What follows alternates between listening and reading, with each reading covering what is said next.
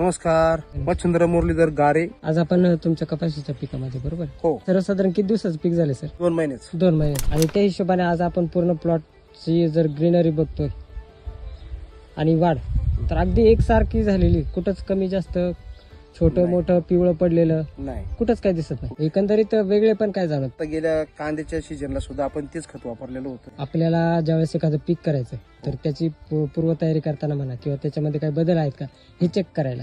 हा चेक करायला गेलो सर, पण आता आपल्याला पहिली गोष्ट काय आहे, याच्यात माहितीच नव्हतं भाई कसं पीक करतात. पण आपण दुसऱ्याला विचारलं होतं, पण ज्याला विचारलं होतं त्याच्या प्लॉटवरती गेलो का नाही तर त्याच्यात मला एकच अनुभव वाटला. म्हणलं, हे झाड आहे, या झाडामध्ये आहे का नाही आपलं कसं 2 पेरेच्या अंतर म्हणजे 2 बोटामध्ये फुटवा झालेला आहे. बर.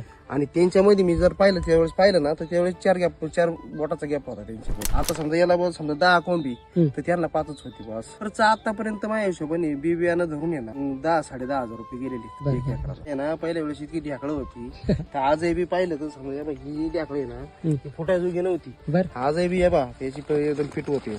एकदम फिट होतं. हा, ज्यावेळेस व्यवस्थितपणे सॉइल चार्जरचा वापर चालू होतो तर प्रत्येक गोष्ट आटोक्यात येऊन आपल्या हातामध्ये हो. येते व्यवस्थित. हो.